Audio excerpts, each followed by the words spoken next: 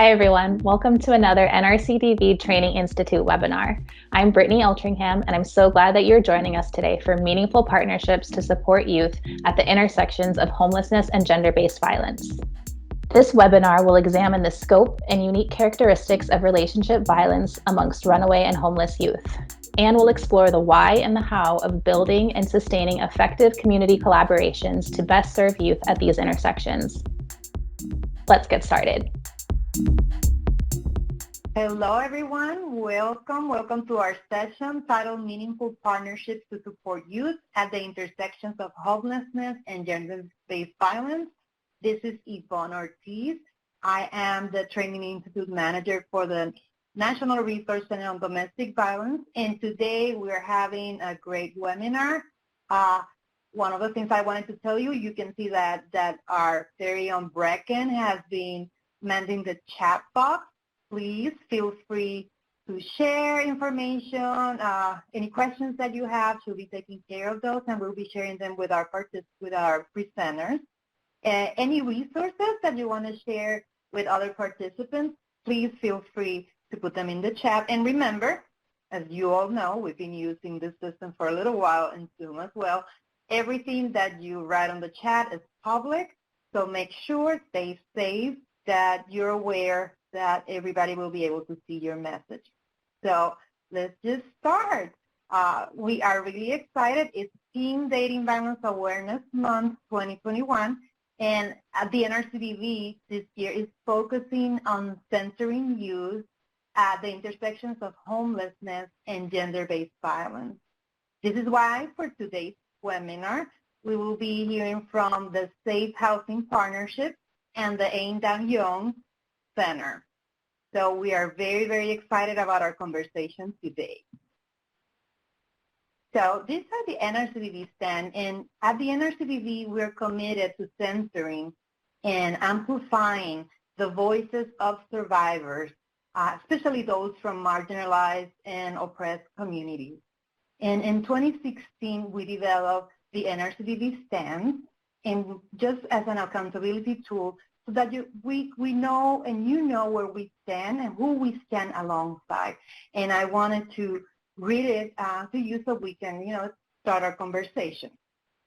We stand with individuals and groups who have been targeted, degraded, threatened, or marginalized because they're Native Americans, people of color, immigrants, women, Muslims, LGBTQ, or people with disabilities.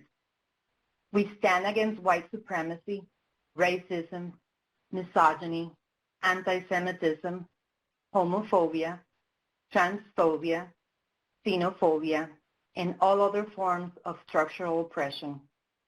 We stand with survivors of domestic and sexual violence, especially those most vulnerable and with limited access to services and protections.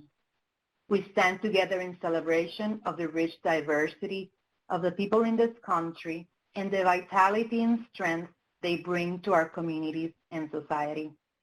We stand with those who embrace self-care and community connection as necessary and powerful for social change.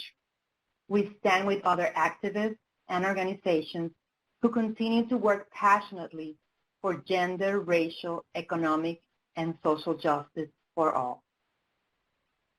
We are at the NRCDV a national technical assistance provider, and we've been doing the work for more than 25 years. So if you want to reach out, please. You're going to have all the information at the end of this webinar.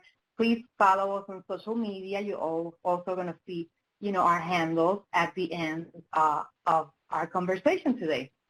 So today we're going to be focusing on not only centering the voices of youth, but learning about how we can come together and collaborate and make connections that are really powerful and long-lasting, what we call meaningful partnerships. So here you see how we do our work. We have key initiatives and such special projects.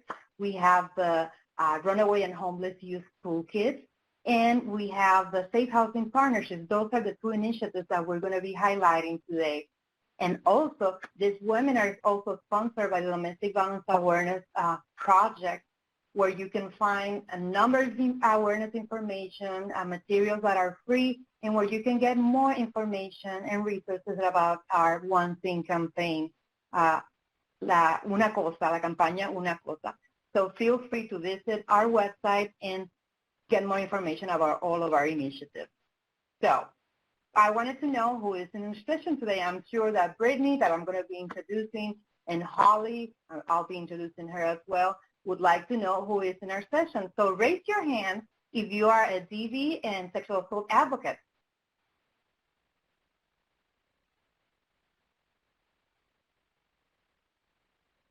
Wonderful.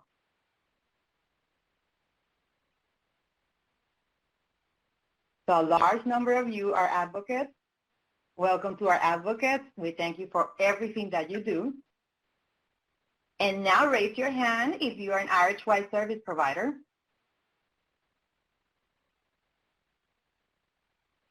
I see you.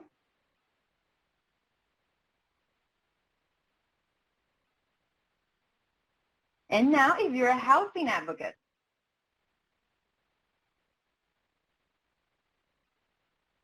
And we understand that sometimes as advocates, we have different hats. So we understand, and that's why I put other.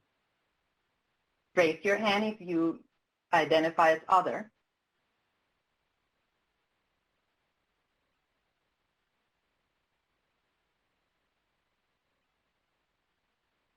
Wonderful. And the importance of us knowing who's in the room, it's because we're going to be talking about meaningful partnerships. And sometimes we work in silos. And today we're starting the conversation or continuing the conversation about the importance of us coming together, not just, staying in our lane as a DV or SA advocate, but being able to collaborate and to create partnerships. As you can see, and I mentioned before, we are going to be highlighting the work of our Runaway and Homeless Youth and Relationship Violence Toolkit that will be released pretty soon. It was created in 2006, and it's going through a major overhaul. So I hope that you guys are able to find it useful. It has a lot of information about collaborations and partnerships. So why is it important for service providers from different fields to understand the intersection of runaway and homeless youth? Well, we have many things. And one of the things is because of abuse and neglect at home. It's often the reason that some of our youth are on the street. And because relationship violence is perpetrated and experienced by youth both that are on the street and in housing. And ultimately, because in order for us to serve our youth better, we need to come together. We need to learn from, our work and come together and provide the best services that we can. And I also wanted for everybody to, I know that we have some RHY service providers, but sometimes as DV advocates, we have trouble or forget or are not so used of some of the language that we use. And today we're going to be talking about runaway and homeless youth that we usually use the term RHY. And these are unaccompanied young people in their teens and early tweens and youth that lack family support and are living in shelters and streets. We have some youth that are couch surfing and different situations where they're just by themselves without the support of an adult. And of course, youth living in unstable circumstances. One of the things that we have, always we talk about is what leads youth to become homeless or runaways. Well, as you can see, and I'm not going to go through all of them, but most of them, it's just problems at home, the trauma that they're experiencing. Some of them are aging out of the foster care system, problems at school, teen pregnancy. For our LGBTQ youth, it's lack of support from their families and other issues. And I mentioned that in 2006, the Family Violence Prevention, they, better known as FVPSA, they conducted a large program, and they supported communities and different local programs. because they wanted for our different fields to come together. And one of the efforts resulted in a survey that was sent throughout the nation and territories.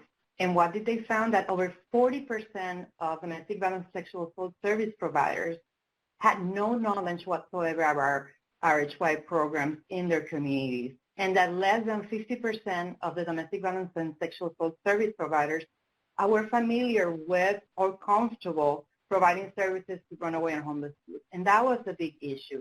And also they found out, because this survey was also shared with RHY providers, that less than 50% of RHY transitional shelter providers, they reported that they were not screening, or they were screening for intimate partner violence and victimization. And as you know, this is a big problem.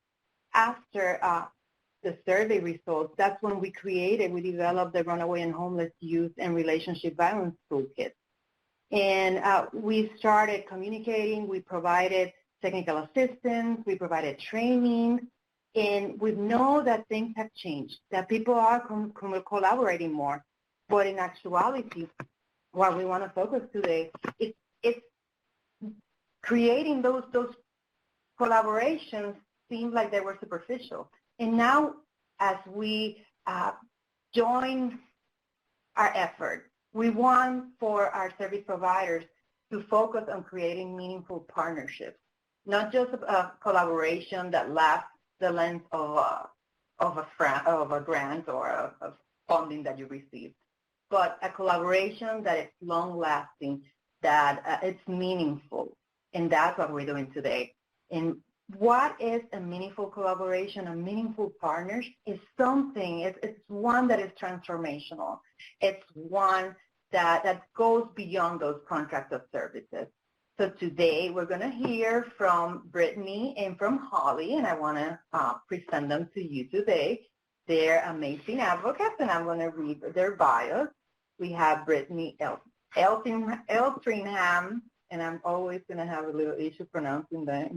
So Eltringham, she's our manager at the NRCDV. She's a Housing Capacity Building Resource Center manager, and she joined NRCDV after several years of working at the local level.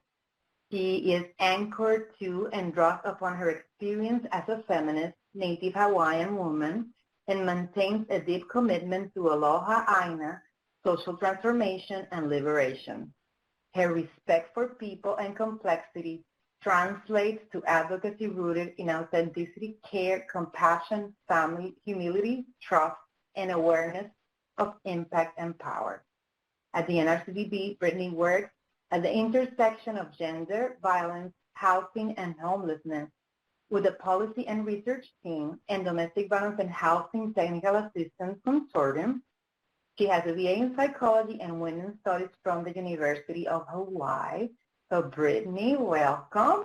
And Brittany, after your presentation, I'll come back and introduce Holly. I have, a beautiful bio that I want to share with our participants today. So welcome, Brittany. I'm excited, even though that we are both colleagues at the NRCDV, but we don't get to present often. So this is exciting.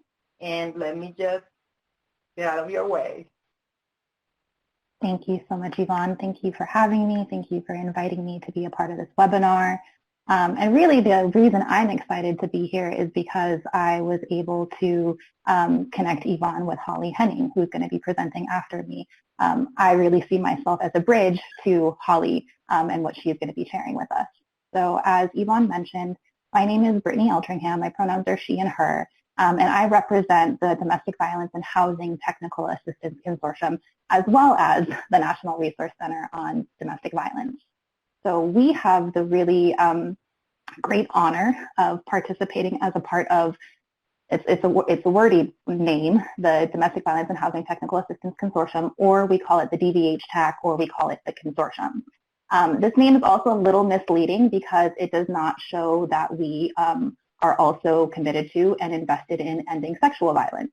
So you can see here, our consortium is made up of a really unique and innovative partnership with 4 federal agencies, primarily the Department of Health and Human Services, which holds the Family Violence Prevention and Services Program.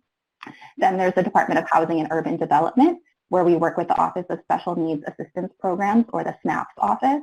And then we work with two departments of the Department of Justice, so the Office for Victims of Crime and the Office on Violence Against Women. And then we also have some involvement with the U.S. Interagency Council on Homelessness. So those are our federal funders. And then we are a TA team that's comprised of 5 different organizations providing technical assistance. Hi, Louie, I see you in the chat. So Louie is with us from the National Sexual Violence Resource Center. We also work with the National Network to End Domestic Violence, Collaborative Solutions, Inc., the National Alliance for Safe Housing, or NASH, and the Corporation for Supportive Housing. So today I'm here, like I said, to really be a bridge into Holly's presentation. And as Yvonne talked about, we're highlighting this intersection between domestic and sexual violence, runaway and homeless youth, and housing and homelessness. And for me, I can't talk about those intersections without talking about race equity. I can't talk about those intersections without talking about disability justice. And I can't talk about those intersections without talking about public health and the current pandemic that we're experiencing right now. And I actually have to correct myself because we're experiencing multiple pandemics, right? It's not just COVID-19. So looking at lifetime prevalence, this is a statistic from the National Intimate Partner and Sexual Violence Survey from 2011. These numbers are a little dated, but the important thing that you'd want to take note from here is the overrepresenting total population rates that we can see for Black folks, Hispanic folks, and Asian and other Pacific Islanders, that there is a high incidence of physical violence by an intimate partner and sexual violence. The reasons for these high incidences are varied. I won't go into all of them today, but I immediately think of land theft and forcible removal and chattel slavery and racial segregation and redlining, and all of these things, including mass incarceration. All of these have impact on the experience of interpersonal violence. So next, I'll talk about COVID-19 and how that, I think the opportunity of COVID-19 is that it is a doorway to talk about all of these issues in the same place. I think before COVID-19, we as advocates know that domestic and sexual violence were crises, public health crises before COVID hit. And what COVID has allowed is for us to have a conversation that is connecting racial inequity, the experience of intimate partner violence and sexual violence and domestic violence, with housing and employment and economic justice, and allowing us to talk about all of these things in the same context. Early last year, I should say in the summer of last year, Dr. Shanti Kulkarni, who is a professor of social work at the University of North Carolina in Charlotte, she did a study to look at how COVID-19 is affecting survivors. You can see here that the primary concerns for survivors in this study revealed concerns about infection, financial needs, healthcare needs, childcare needs, food care needs, and language-specific COVID information. The other thing that I forgot to mention that I just think is really important is that we also have to talk about all of this in the context of the disasters that we've experienced in the last year. So whether it's the West Coast wildfires or whether it's the storm that impacted Texas and continues to impact Texas, one of the things that we became really clear in the last year is that housing is a matter of life and death. Housing is not a privilege. Housing is a human right. And I really like to think about housing as violence prevention. And so, with COVID, stay-at-home orders and other COVID-19 mitigation strategies, we know that they reduced shelter capacity, and we know that they increased the experience of violence. Whether that is because of the isolation, whether that's because of lack of privacy, job loss, and the lack of connections with folks in community. So the inability to go see folks at work or in church or in other places where you gather and seek help. One of the issues that has also kind of arisen with this nexus of COVID-19 and housing and working with survivors is contract tracing and confidentiality and even vaccinations, and whether that's something that can be mandatory or should be voluntary. So all of these things kind of play into this larger conversation about violence and housing, and how not having housing is a form of violence that we don't often frame that way. So again, related to the previous slide I just shared, this is what you can see based off of information from the census last year, that 1 in 4 people reported housing insecurity, and by that it means they didn't pay last month's rent or mortgage on time, or they had slight or no confidence in being able to pay next month on time. And then we know that this is having a disparate impact on Black women and Latinas. A recent report by the ACLU shows that Black women in 17 states are 2 times more likely to be evicted than white renters. And then this reminds me of, I'll share this resource in the chat box. I don't have a slide for it here, but this reminds me of The Cycle of Housing Insecurity by Dr. Shanti Kulkarni, which I'll link to, and you can see that. It shows that housing is more than emergency shelter and transitional services, and that maintaining housing is about more than just receiving, that initial crisis support when you first seek help. Homelessness is an issue that far too many people face.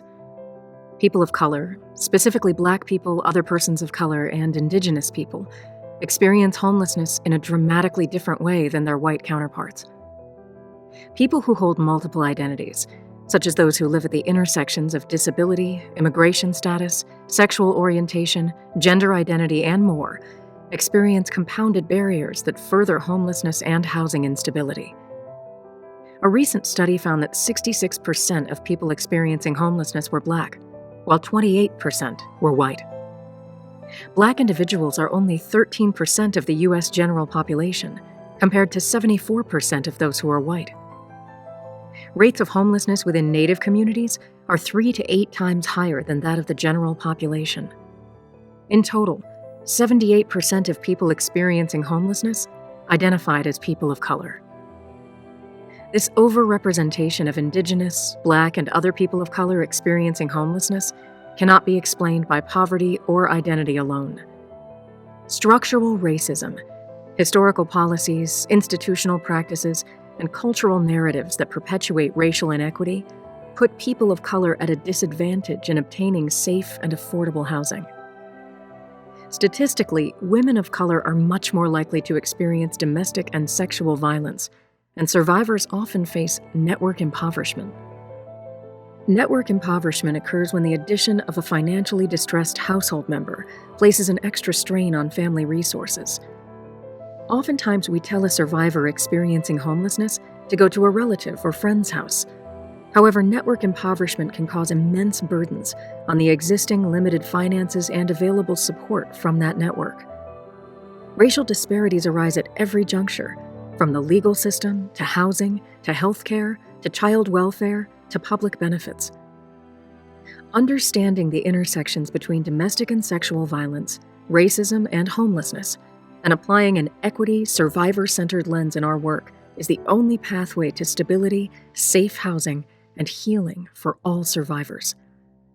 If we want to address racial inequity, we have to acknowledge it, learn about it, and talk about it, so we can do more about it together. To learn more, visit safehousingpartnerships.org.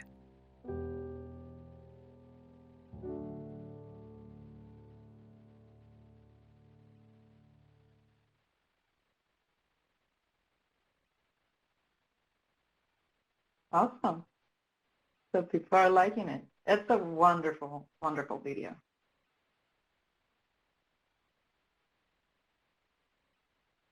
Awesome. Yeah, okay, cool. Sorry about that glitch, folks. That is my bad. as you can see, trying to align some of our, even our own partnership is taking some work. So thanks for those who were able to watch the video. If you were unable to see it, please check back in later. And as Kathy mentioned in the chat, you can find that video on the Safe Housing Partnership's website, or you can find it on our YouTube channel. Yeah, so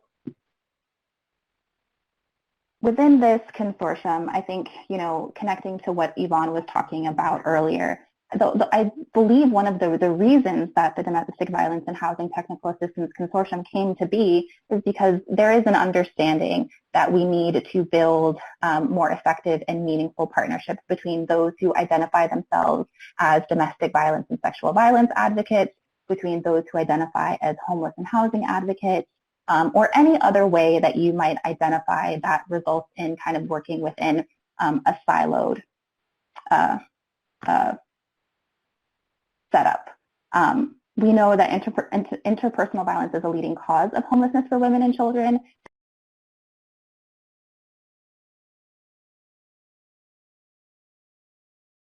And then we know that the need for safe and affordable housing is one of the most pressing concerns for survivors of violence. But I can also say this from experience. We know that many advocates find it challenging to engage with complex housing systems and provide effective advocacy at this intersection. So we know that domestic violence advocates are compassionate and empathetic and really great at providing trauma-informed services. And I think one of the areas where a lot of us as DV and SA advocates were trying to do better about learning how to navigate these housing systems and the existing resources that are available. For a lot of us, we have a learning curve. A lot of folks are newly receiving domestic violence bonus funds, which are federal funds that can be used for housing survivors.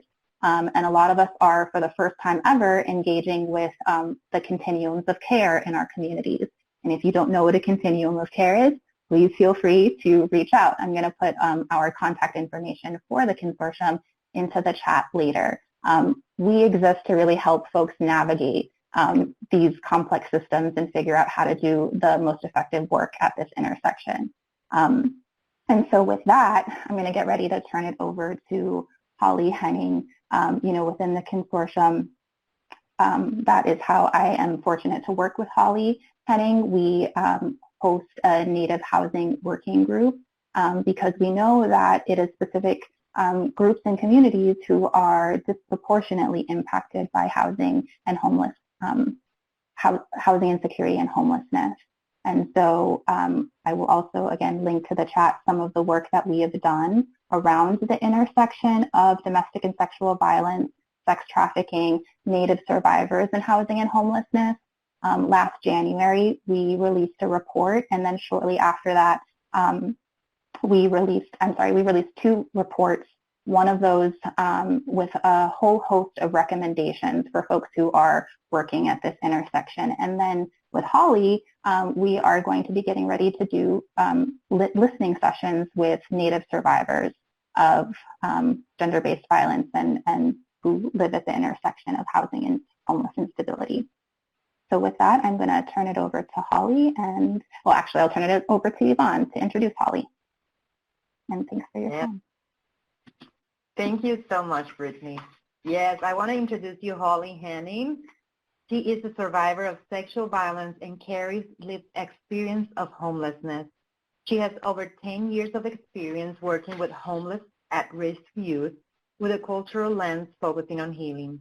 She is the residential director of Arindat Young Center, overseeing emergency shelter, transitional housing, permanent supportive housing, street outreach, and safe harbor programs from homeless Native youth between the ages of 5 and 25. She was a previous street outreach worker and a case manager for both Arindat Young Center and Division of Indian Work, dedicated to working with youth experiencing sexual exploitation, human trafficking, and survival sex. She has provided suicide prevention and intervention outreach work using traditional holistic healing on multiple reservations throughout the Midwest and First Nations in Ontario, Canada. Holly has been a part of several safe harbor protocol development efforts across the state of Minnesota. It's a member of the Minnesota Human Trafficking Task Force, and it's on the steering committee for Heading Home Ramsey Continuum of Care. Holly is also an active visual artist who co-founded an all-BIPOC artist collective called City Mischief Murals in the Twin Cities area. She uses traditional dance, beadwork, and regalia. I have a problem with that word, regalia making, as well as acrylic and aerosol paint, as a personal and political tool to address, explore, and portray contemporary indigenous struggle. Welcome, Holly. We are so excited to have you. Bonjour, everyone. Miskatus Waktunom Indigenakas, Makwan and Dudem, Ogokima and Dunjaba. My English name is Holly Henning. I am an enrolled tribal member from Martin Falls First Nation. I originate from Northern Ontario, and I have been living in St. Paul, the Twin Cities, Minnesota area for the last 10 years. I just want to say, Chimigwech, thank you all for being a part of this webinar, and I'm super honored to be here presenting with Yvonne and Brittany and everyone else. Thank you so much, Holly. And I would ask, okay, there you go. We wanted to see your beautiful face. I thought my video was on. Okay, wonderful. Carry on. So I'm just going to talk a little bit about the organization that I work for, which is how I've been connected with NRCDV and the housing work group that Brittany touched on that really talks about the intersections between like the Native community and gender-based violence, domestic violence, and sexual violence. So I work for a Native nonprofit that's called Inda Young Center. It means our home in Anishinaabe-Moan, which is the Ojibwe language. Our mission is to provide a healing place for American Indian youth and families to thrive in safety and wholeness. We are located in St. Paul, Minnesota, which is originally both Dakota and Ojibwe territory. Our organization was born out of the Red Schoolhouse, founded in 1972 by different Native folks who were really worried about kind of educational performance within the Native community. We have a very large number of folks who identify as Native in the Twin Cities area, going back to when there were relocation acts. So the intention of the school was to create, like a Native school for Native students where they could learn both culture and academics that really focus on culture. We started an emergency shelter in 1983 to provide a safe home for students that were attending the Red Schoolhouse because teachers were noticing that there were high rates of homelessness and domestic violence. So we were founded by the Native community for the Native community. We have 7 key areas of programming.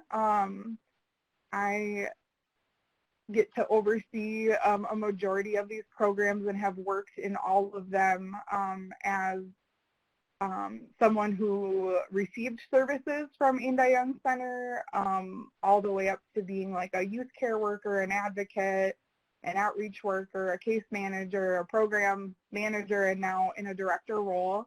So we have the emergency shelter, which was started in '83.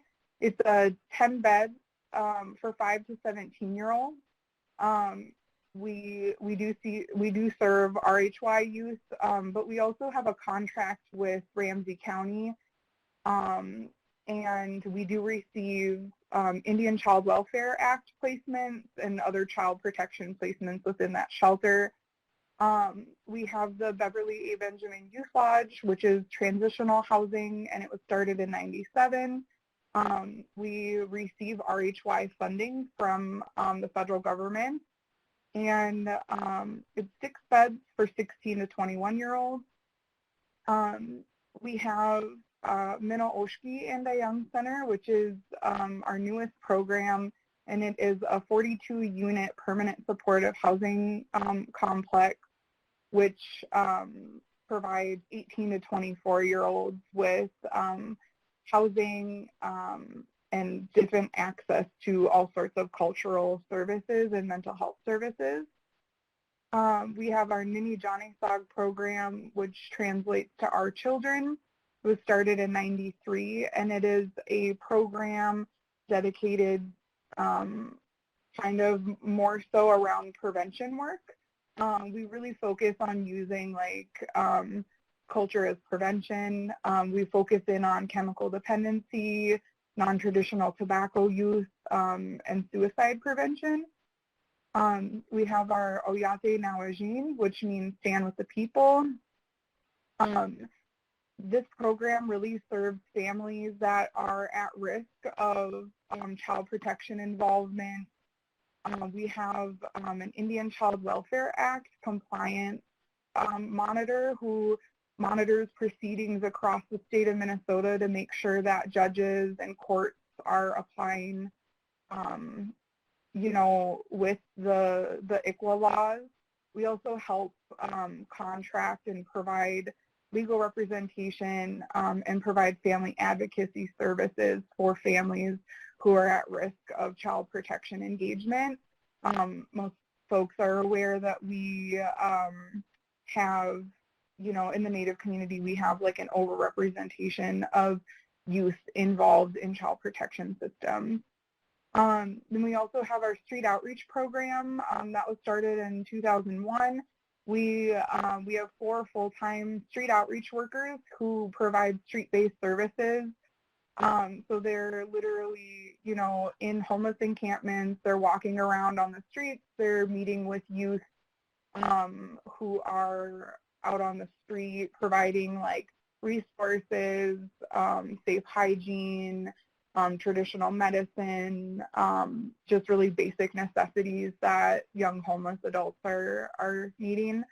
And then we also have Zawainama, which translates to loved unconditionally in Anishinaabe-Moan. And this program is also very new and is really close to my heart because we finally received some safe harbor funding to be able to provide case management services to sexually exploited and or youth who have a history of human trafficking or survival sex. And we really focus, again, on using cultural services to heal from trauma.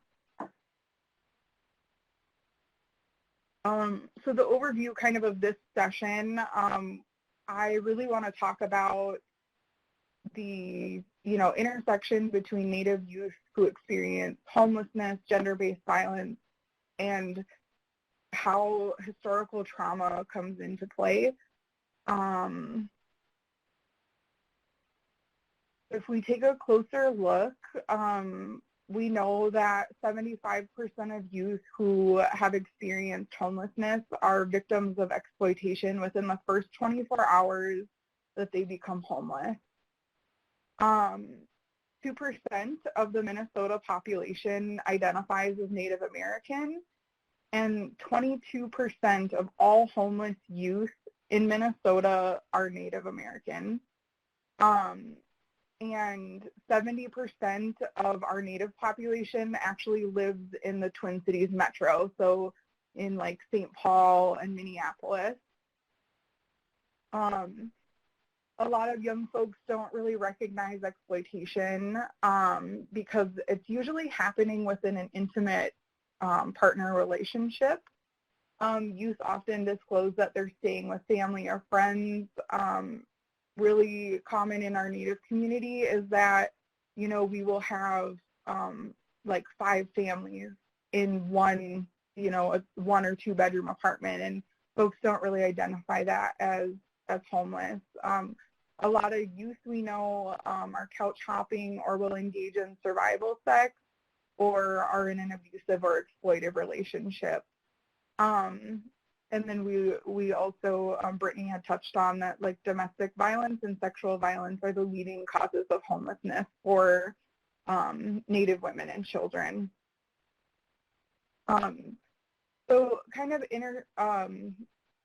understanding the intersections, there's obviously power and control dynamics that are directly related to abuse, and it creates different barriers. There's obviously like poor credit and rental history. We see very often that abusers or exploiters will, you know, take a credit card out in their partner's name, and they'll also lie about, like, yeah, I paid rent already this month. I've paid the utilities. However, this ongoing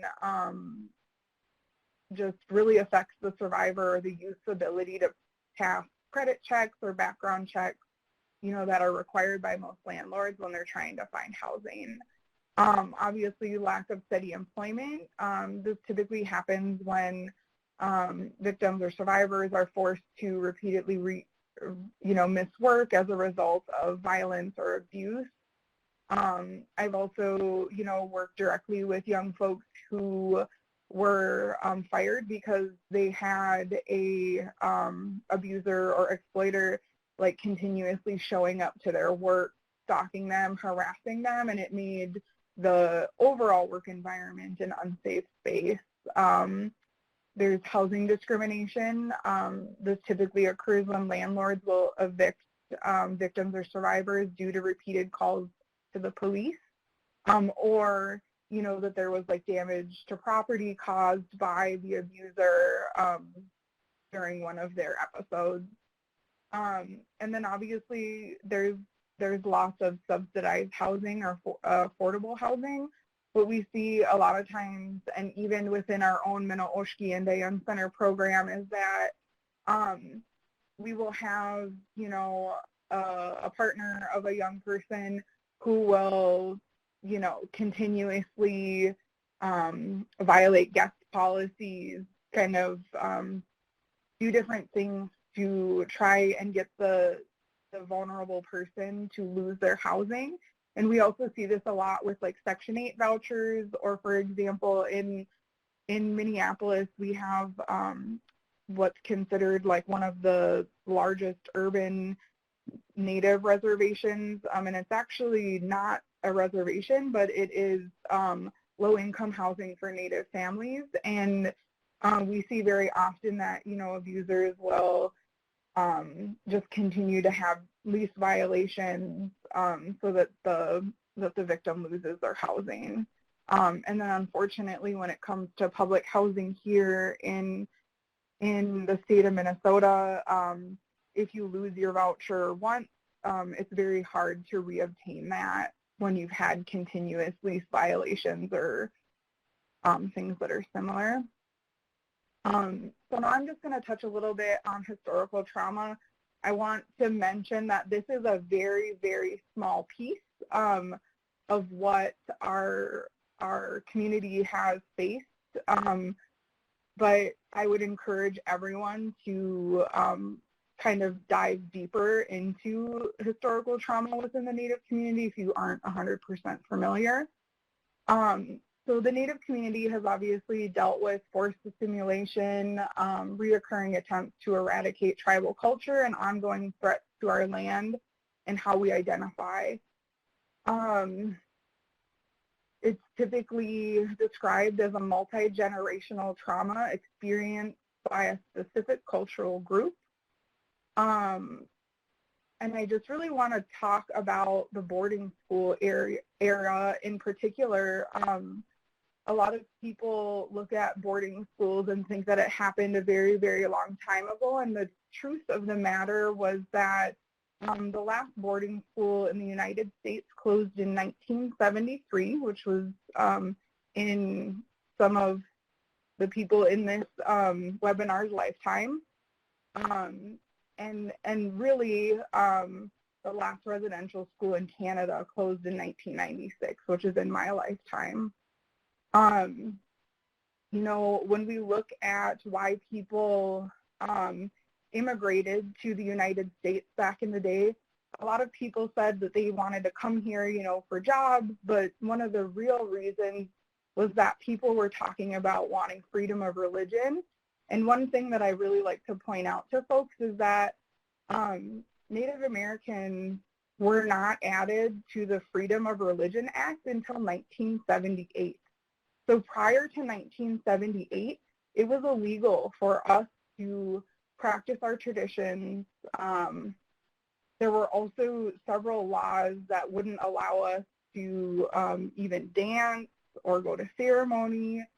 And so I think that that's important context for people to realize, like, that was not very long ago.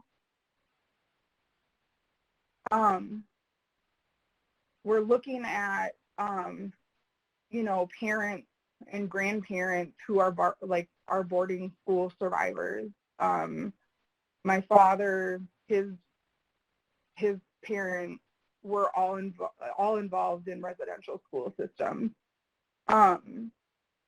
So the effects of historical trauma in our community, obviously there was, those schools were designed to break down our culture, our language, our family values. You know, my grandma told stories about, like, getting her hair cut off, or there was, you know, medical experimentation. There were sexual abuse. All of those things happened, and it directly impacted how she grew up, which continued down. Mental health, high rates of depression, anxiety, high rates of suicide, us just having, like, a disconnection from what it means to be an Indigenous person, chemical health, alcohol, other substance abuse, attachment disorders, child abuse and neglect, domestic violence, PTSD, and then obviously the internalized depression and ongoing, like, struggles and issues with self-identity, because these were all things that essentially it was, like, not okay to be a Native identified person for several years, and it internalized for a lot of families. So full circle, we look at survivors having a higher level of tolerance for trauma, which may contribute to the likelihood of them being re-victimized, right? Youth with attachment problems are more likely to experience physical abuse, emotional abuse, and have difficulty getting out of abusive relationships. One thing that I've heard very often with young folks is they're just used to being treated that way, or, you know, my mom had it worse than I did, so this is normal for me. Like, those are the types of things that we hear from young folks. And obviously, youth who carry historical trauma or who have experienced violence on the streets are going to repeat trauma or abuse themselves in their own relationships, because it's learned behavior and it's just continuing patterns and cycles of abuse. So specifically, the approach that we use, it's garnered from the teachings of the Medicine Wheel. So our foundation of programming is from this framework. You know, we really work at a holistic process, and we talk about the 4 parts of ourselves, being physical, intellectual, spiritual, and emotional. And we really recognize that we can't grow our spirit or us as a person until you have the honor and dignity and respect for both yourself and everything that is around us. And how we accomplish that is really being balanced in those 4 parts that you see here. If your emotional health is off, but you exercise all the time, you're still not going to feel balanced. And this is one of the things that we really talk about. And And in different communities, you might see this medicine wheel rearranged with like the colors, and there's actual teachings and things that are very specific to each community. And so I just want to highlight that piece that this does look different depending where you're from and also where you are getting your teachings from. So the other things that we know that really work, you know, is positive youth development and making sure that we have survivor voice. We want to provide opportunity for youth with lived experience to build that sense of usefulness and belonging and power within the services that they're getting, and they you know, providing them with opportunities for input and how service delivery happens. You know, obviously trauma-informed care is across the board. We want to recognize that most homeless youth have experienced trauma, whether that is physical or whether that is historical trauma, whatever that piece looks like. And we really want to build relationships, responses, and services off of that very specific knowledge. You know, obviously we want to come in with a non-judgmental approach, and we want to interact with youth without labeling or judging their behaviors off of their background or experiences, which really holds hands when we talk about harm reduction. We want to, you know, contain the effects of risky behavior in the short term, but really work with young people on how to reduce that in the long term.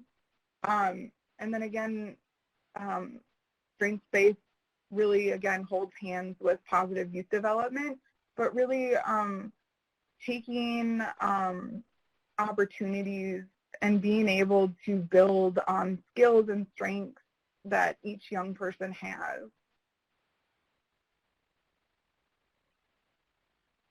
And I'm open for questions and feedback. Yeah, and just Chimigwesh, thank you all for allowing me to be here. Thank you, Holly, so much. So while you guys write your questions, oh, okay. You see that one, Holly? Could you please show the wheel again? We can go back to that slide.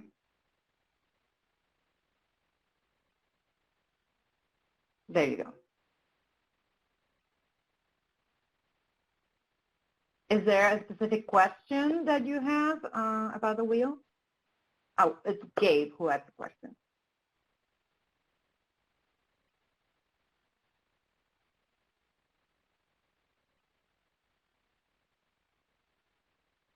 And as Brecken just shared, you're going to be receiving a copy of the PowerPoint. You can access through Bonnet, the PowerPoint and the presentation as well, the recording of the webinar. Holly, can you see that the question, do you have examples for each part of the wheel?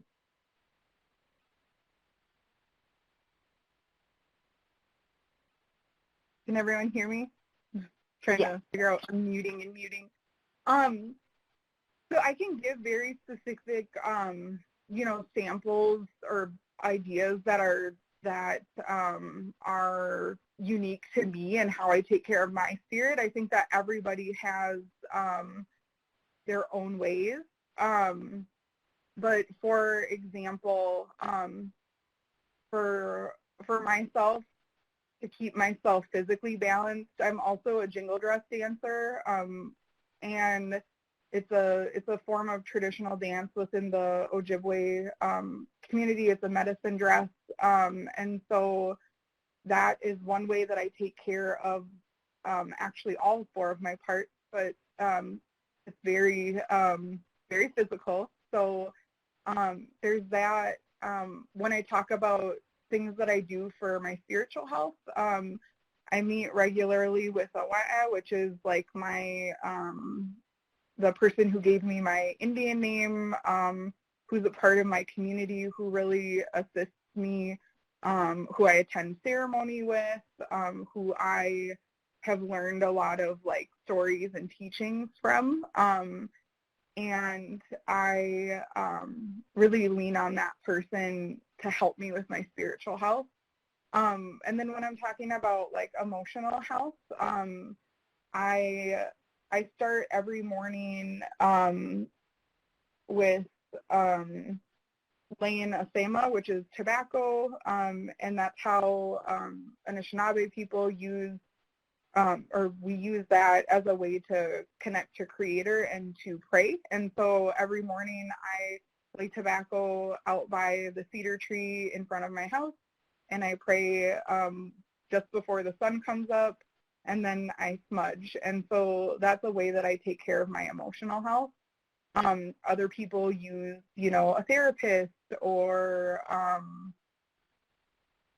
you know, aromatherapy or self-care. And then as far as like intellectual, it's like having experiences like these where I'm actually terrified to talk in front of people, but these are ways that I can encourage myself intellectually to keep doing better.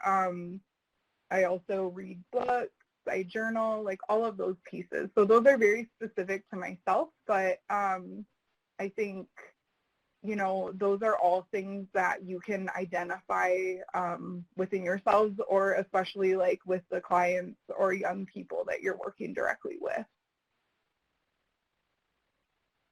And I would like to ask Brittany to jump in too, just in case you receive, there you go, a question. And we had a question from Stephanie, and she was asking, is there any of the same resources for the Texas area, specifically near Fort Worth or Dallas?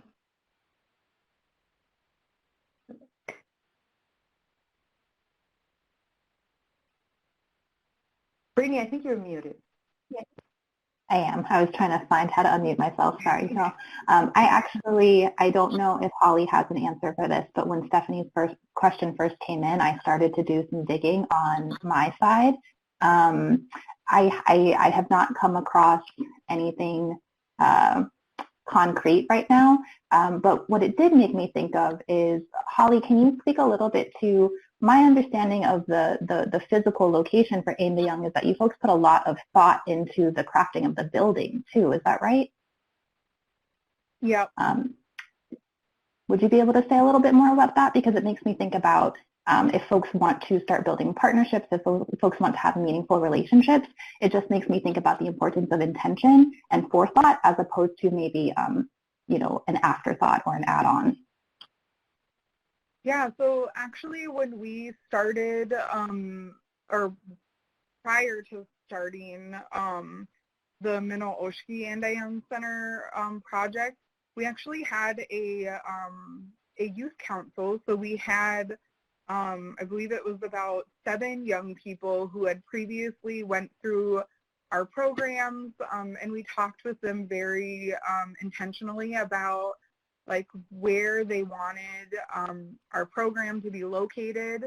And, you know, we even, like, they helped design, like, the physical space itself.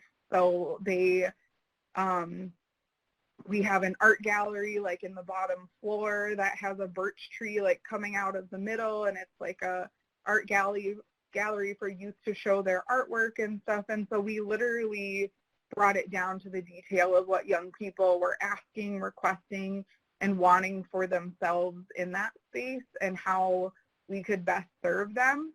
And with that, it has opened, you know, we were also very intentional about creating large meeting spaces with a large kitchen and things like that, so we could collaborate with community partners, you know, maybe folks who aren't necessarily a part of the Native community but want to be an ally and or, you know, cross-refer and things like that. We've been able to provide, you know, trainings and things of that sort. So, and I think too, I'm not 100% sure of any resources in the Texas area.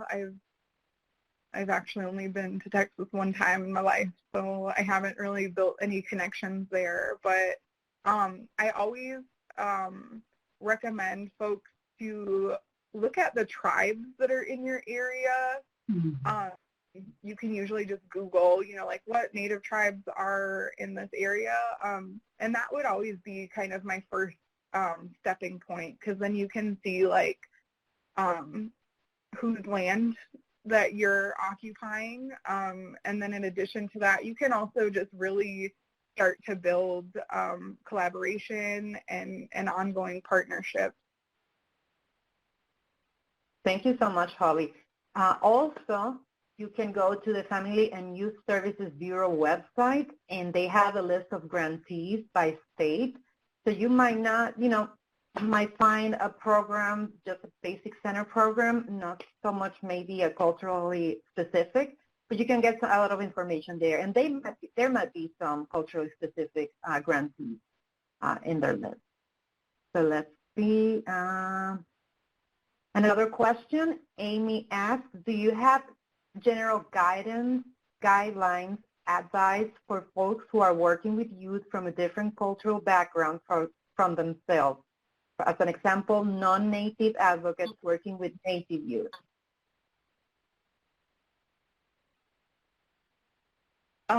Yeah, I would say kind of first and foremost is really operating with like that non-judgmental lens. So like not making assumptions about the young person's identity, really asking and utilizing like motivational interviewing to really ask kind of open-ended questions and engaging like their sense of how they identify and how connected they are to whatever identity it is. I think, I think it's important to recognize that there are a lot of Native folks or Indigenous folks who know that they are Native but have no connection to their homeland or their ancestral lands, their homelands, or, might not be enrolled with their tribe. And there's various reasons for that that directly stem from, years of oppression and genocide and things like that. So I'm not going to get into all of those pieces, but really, and asking like respectful questions and kind of trying to figure out and navigate with that young person how you can connect them if that's what they're interested in. Because you might also find young folks who aren't interested at that point to connect with their communities. And I don't know, if Brittany, if you have anything else to add. I appreciate what you said. The only thing that comes to mind in addition to that, and it connects to what you were saying about earlier with sharing the history around boarding schools, is affirming folks' experience. I think if you are working with someone from a different context, they might have a different history than you have, and to not be dismissive, to not say things like, well, those schools closed down in the 90s, or first contact happened a couple hundred years. I think it's really important to affirm folks' experience. And as Holly said, we might have connection with our indigeneity and our cultural background. We might not have connection. And so to hold curiosity and just understand that folks are going to have a range of experiences, and to not project your idea of what you think a Native youth or a youth with a disability or a substance use issue might be going through. Great. I would like to share a couple of resources. At the NRCTV, we publish each month a technical assistant question, and I found 3 that can be really interesting. They're great reads. And the first one is Creating Meaningful Collaborations Among Mainstream and Culturally Specific Programs by Ruby White-Star of Lupe, Latinos United for Family, Peace, and Equity. And Brecken is going to be adding that link to our chat. Then another one, and this is really interesting, it's from April 2020, is Strategies for Building Meaningful Community Relationships That You Are Not a Part of. And this one was authored by Mo Lewis from NSBRC. So that one might answer your question. And then another one that's really interesting and another great read, and it was written by Rebecca Baylog and Tanai Leclerc. How can we create meaningful connections with youth leaders seeking opportunities to become vocal advocates for themselves and their communities? And this one is focusing on youth activism. So those are three really, really good resources. Let's see if anybody else has any other questions.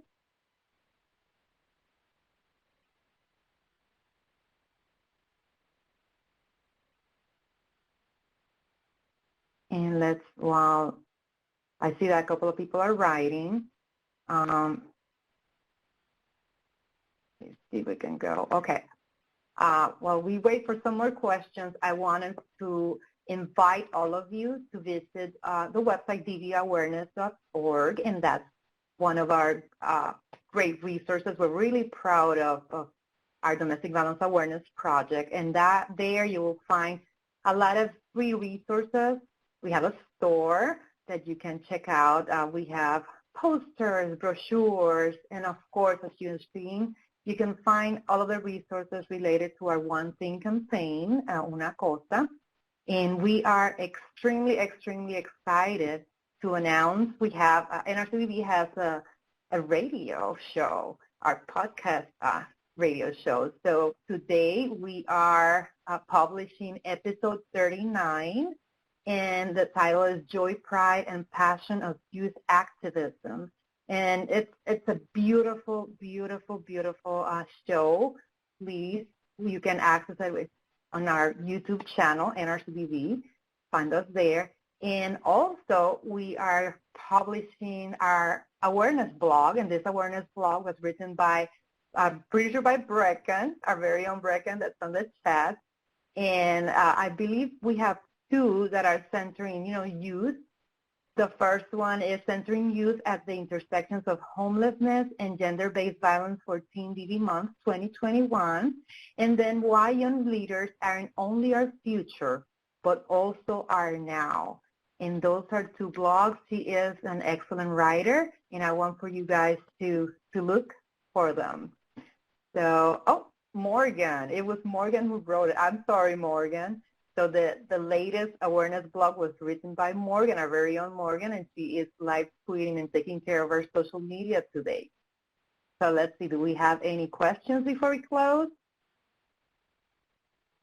And there you can see, follow us on social media. Like I mentioned, all of our handles, we post daily. We have great resources to share with everyone. We are always excited to hear from you. So if you have any questions, remember we're a national TA provider. Reach out to me or you can see there our email at NRCDV TA email. If you have any questions, if you need any resources, we are there to support your efforts. So now, Holly or Brittany, do you have anything, any last words you want to share with our participants today?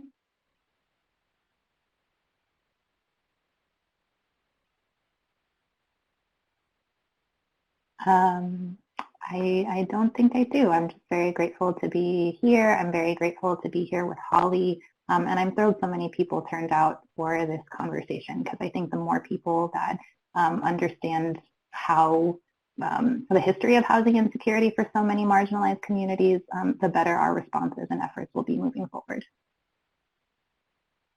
Thank you, Brittany. Holly? I would just echo Brittany's thoughts. I just want to use this phrase, Mino Bediziwin. It just means like live the good life in Anishinaabemowin, and it's something we say kind of when we're like closing out space. So. Wonderful. So I want to thank both of you for joining our conversation today. And I know that this is just, a little bit, just so that we know about the work that you're doing, and for our friends to look for information and try to reach out to you if they need more information. And please, please, please remember that building community is vital to our work, and that we need each other in order to create the kind of transformation that we're looking for. We need to always focus in creating partnerships that are really meaningful, and those are the ones that, are transforming.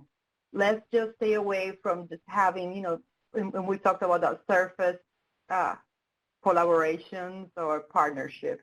Let's think about having meaningful connections between our work. So once again, I thank you to my wonderful presenters. We'll continue working together and collaborating, and to you, my friends, for supporting NRCTV in our training institute. Have a great evening, and everybody please stay safe and look for the webinar recording. You're going to be receiving an email. Also, at the end of this session, you're going to be prompted to our survey. Please, we need your feedback. Let us know how we did, what information you would like to learn about, and if you would like for us to contact you. Okay? Well, take care, everybody.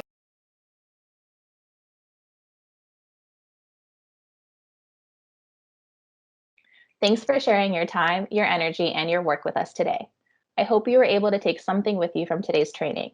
If you have resources that relate to this training, or if there's a topic you would like a future training on, please share in the comments below. You can find more information and links to the resources for this webinar in the description. And as always, like and subscribe to our channel for more videos. Thanks and take care.